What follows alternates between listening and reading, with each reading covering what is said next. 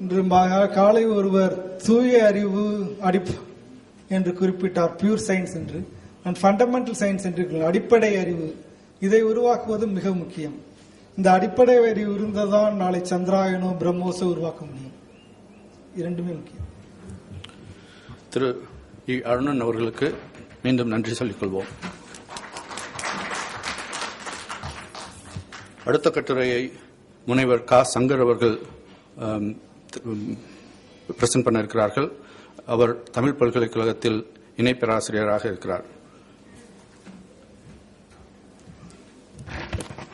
இந்த வாய்ப்பினை நல்கிய தமிழன தலைவருக்கு நன்றி, தளபதிக்கு நன்றி, தமிழ் அன்னைக்கு நன்றி, தமிழுக்கு நன்றி, தமிழ் செம்மொழிக்கு நன்றி, தமிழக அரசுக்கு நன்றி, தமிழக முன்னோடி விஞ்ஞானிகளுக்கு நன்றி, குறிப்பாக கொங்கு மண்டல விஞ்ஞானி மயில்சாமி அண்ணாதுரை ஐயா அவர்களுக்கு நன்றி, இந்த அரங்கில் இருக்கின்ற தமிழ் ஆர்வலருக்கு நன்றி.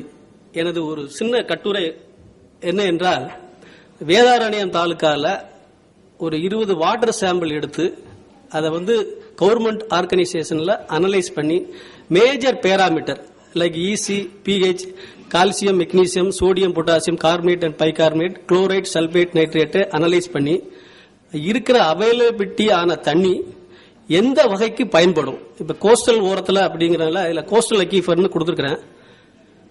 எல்லா ஆல் ஓவர் தி வேல் இந்த சால்ட் வாட்டர் இன்ட்ரூஷன் அப்படிம்பாங்க, அல்லது செலைனிட்டி இன்ட்ரூஷன் அப்படிம்பாங்க, அல்லது சால்ட் வாட்டர் என்க்ரோச்மெண்ட் அப்படிம்பாங்க.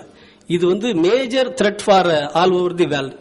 கடற்கரை ஓரத்தில் என்ன நிலைமையில பிரசண்டா வாட்டர் அவைலபிலிட்டியா இருக்குது, அது மோர் தேன் பெர்மிசிபிள் லிமிட்டா இருக்கா அல்லது அதுக்கு மேல போயிருக்கா, ஃபியூச்சர்ல என்ன மாதிரி நேச்சுரல் ஹசார்ட்ஸ் ஏற்படுறதுக்கு வாய்ப்புகள் இருக்கு அப்படிங்கறத ஒரு சின்ன ஒரு எம்ஃபில் தீசிஸ்க்கு ஒரு ரிசர்ச் மாதிரி கொடுத்து அந்த ஃபைண்டிங்ஸை நான் இங்க கொடுத்திருக்கிறேன்.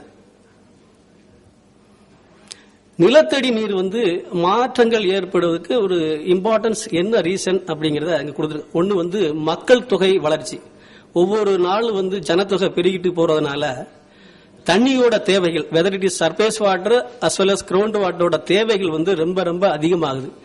நம்பர் 2, இப்ப இருக்கிற ஆள் they are going for the house construction or they will make for some இண்டஸ்ட்ரியலைசேஷன்லாம் பண்றதுனால, அதுவும் கோஸ்டல் ஓரத்தில் நிறைய இண்டஸ்ட்ரீஸ் புதுசா வர்றதுனால தண்ணியோட தேவைகள் அதிகமா இருக்குது. மூணாவது இப்ப மழையெல்லாம் பாத்தீங்கன்னா நிறைய இடத்துல போதுமானதாக இல்லை, அதாவது ரெயின்ஃபால் ஷார்டேஜ் அப்படின்னு சொல்லுவாங்க. குறிப்பா தமிழ்நாட்டில் ஒரு 10 வருஷ ஆவரேஜ் ரெயின்ஃபால் கனெக்ட் பண்ணீங்கன்னா it will have less than 1000 millimetre. குறிப்பா சொன்னீங்கன்னா 700 மில்லிமீட்டரோட பெய்ய மாட்டேங்குது. ஸோ தேவை அதிகமாகும் போது, மழை அளவு குறையும் போது அங்க ஷார்டேஜ் ஆகுது. ஷார்டேஜ் ஆகும்போது நிலத்தடி நீரோட ஆழங்கள், அதாவது கீழே கிரவுண்ட் வாட்டர் லெவல் கீழே போகிறதோட எண்ணிக்கை ரொம்ப குறையுது. குறிப்பா எடுத்துக்கிட்டீங்கன்னா நிறைய டிஸ்ட்ரிக்ட்ல, குறிப்பா நார்த் வெஸ்டர்ன் மாவட்டத்தில் பாத்தீங்கன்னா நீங்க போர் போட்டீங்கன்னா ஒரு 1000 அடி போர் போட்டா கூட குடிக்கிறதுக்கு சில இடத்துல தண்ணியே கிடைக்காது. அப்படியே தண்ணி கிடைச்சாலும் அது நல்ல நிலைமை, நல்ல குவாலிட்டியா இருக்காது. சில இடத்துல அக்கேஷனலா we will get a very good water, particularly in hard rock area. whereas in sedimentary ஏரியால, அதாவது படிவு பாறையில பாத்தீங்கன்னா தண்ணி இருக்கும், பட் வாட்டர் குவாலிட்டி ப்ராப்ளம், அது salinity வாட்டர் அப்படிம்பாங்க. அது நடைபெறதுக்கு நிறைய காரணங்கள் இருக்கு. அதுக்கு அடுத்து பாத்தீங்கன்னா முறையான இந்த ட்ரைனேஜ் எல்லாம் இருக்காது. இப்ப நம்ம இந்த கொடிசியா வளாகத்திலே பாத்தீங்கன்னா நான் 2-3 நாளா வரனால பாத்துக்கிட்டு ட்ரைனேஜ் எல்லாம் எங்க இருக்குன்னு என்னால கண்டுபிடிக்க முடியல. So whatever we have a drainage, அதை ப்ராப்பரா நம்ம மெயின்டைன் பண்ணணும். மெயின்டைன் பண்ணா நல்லா இருக்கும். மூணாவது பாத்தீங்கன்னா தொழில் வளங்கள், not only agriculture side, industries develop ஆகும்போது தண்ணியோட தேவை அளவு நாளுக்கு நாளுக்கு அதிகமா ஏற்படுறதுனால நெகட்டிவ் சைடு, அதாவது இம்பாக்ட் ஏற்படுது. அதுக்கு அடுத்தாப்புல நிறைய கிணறு தோன்றதுனால, இப்ப கவர்மெண்ட் சைடு எல்லாம் பாத்தீங்கன்னா ஒரு கிணறுக்கு இன்னொரு கிணறுக்கு we need some gap. So intensity of wells அதிகமா ஆறதுனால ground water exploration, exploitation also maybe increases. அதனால கூட குவாலிட்டி சேஞ்சஸ் ஆகுது. அப்புறம் நிலத்தடி நீருக்கு கடல் தண்ணி உள்ள இன்ட்ரூஷன் ஆகுது. இப்ப இந்த கருத்தரங்களை நாங்க கண்டுபிடிச்சல கிட்டத்தட்ட கடற்கரையில இருந்து லேட்டரல் எக்ஸ்டென்ஷனா nearly 5 to 6 kilometre salt water உள்ள இன்ட்ரூஷன் ஆயிடுச்சு. So present 5 to 6 kilometer. After 10 years, it may go for the 10 kilometer. Perpendicular to the coast. அப்படிங்கும் போது நம்ம தண்ணி வந்து இப்ப நம்ம ஆர்டிபிஷியலா தண்ணி இந்த பாட்டில் சாப்பிட்டு இருக்க மாதிரி கடற்கரையிலும் கூட கிராமத்து மக்கள் கூட they will go for artificial water சாப்பிட வேண்டிய நிர்பந்தம் ஆயிரும். சோ என்னுடைய தாழ்மையான வேண்டுகோள் என்னன்னா, மயில்சாமி அண்ணாதுரையாட்ட நான் சொல்ல விரும்புறது, whatever we are given weightages for above the surfaces, similarly you have to give more weightages and below the surfaces. அது கொடுத்தா தான் வருங்கால சந்ததிக்கு வந்து ரொம்ப பயன்பாடா இருக்கும். என்னுடைய ரிசர்ச்சோட குறிக்கோள் என்னன்னா, அந்த வேதாரண்யம் தாலுகால நிலப்பரப்பு எப்படி இருக்கு அப்படிங்கறத ஒரு விஷயங்களா கண்டுபிடிக்கிறது. ரெண்டாவது வந்து அதோட புறத்தோற்றம், ஜியோமார்பாலஜி பர்டிகுலர்லி தட் வேதாரண்யம் தாலுக் எப்படி இருக்கு. மூணாவது, அங்க இருக்கிற கிணற்றுகள்ல நீர்மட்டம் வந்து எந்த அளவுக்கு இருக்குது கிரவுண்ட் லெவல்ல இருந்து கம்பேர் பண்ணும்போது, whether it is available shallow or medium or deep அப்படிங்கறத பாக்குறது. நாலாவது, நிலத்தடி நீர் எந்த வகையான பயிர்களுக்கு பயன்படக்கூடியதா இப்ப இருக்குது அப்படிங்கறத பாக்குறது. அப்புறம் எந்த மாதிரியான ஊற்றுத்தன்மைகள் அந்த கடற்கரை ஓரத்துல இருக்கு அப்படிங்கறத பாக்குறது.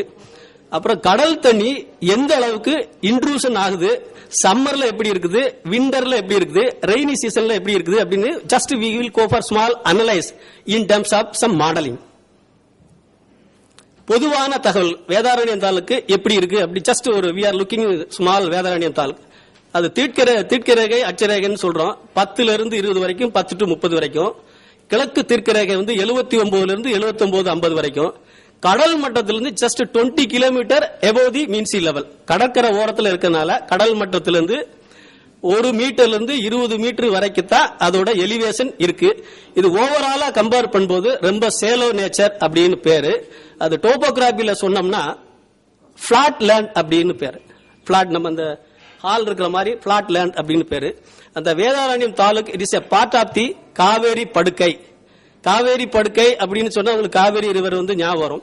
அதுக்கு ரொம்ப ஃபேமஸ் ஆனது. அது ஒரு வடிநிலமாகும்.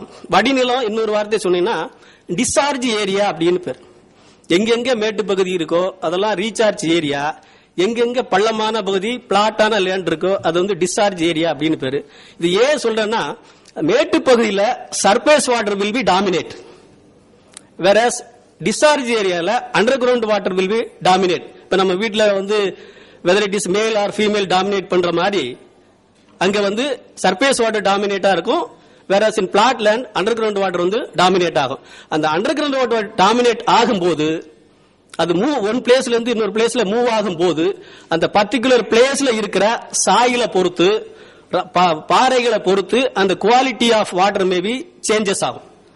சோ அந்த செலினிட்டி ஆகிறதுக்கு இது ஒரு ரீசன். நம்ம என்னதான் படிச்சிருந்தாலும் எவ்வளவுதான் டிகிரி வாங்கினாலும் நம்ம ஃபாதர் மதர்கிட்ட என்ன குணங்கள் இருக்கோ அது நம்ம கூடயே தான் வரும். That is called genetic nature. Similarly அந்த வாட்டர் எங்க உருவாகுது, எந்த வழியா மூவ் ஆகுது, எவ்வளவு நேரத்துல மூவ் ஆகுது, என்ன சூழல்ல மூவ் ஆகுது, அது எந்த சாயில்ல மூவ் ஆகுது, என்ன பாறைகள்ல மூவ் ஆகுது, அதை பொறுத்து அந்த quality nature also changes simultaneously. அப்புறம் அந்த ஏரியாவில் உள்ள மண் வகைகள் என்னென்ன இருக்கு அப்படிங்கறத நான் என்ன பண்ணேன் அப்படின்னா, மெஜாரிட்டி ஆஃப் இந்த உப்பு வகைகளை வந்து அனலைஸ் பண்ணேன். அதில் நான் கொடுத்துருக்கேன். நான் மேலே உள்ள கவர்மெண்ட் ஆர்கனைசேஷன்லாம் பைசா கொடுத்து தான் அனலைஸ் பண்ணோம். இந்த கீழே உள்ள நாங்கள் அந்த ஏரியாவில் தாலுக்கில் உள்ள ஊர் பேர் வாட்டர் சாம்பிள் கலெக்ட் பண்ண இடம் அந்த அனலைஸ் பண்ண அப்புறம்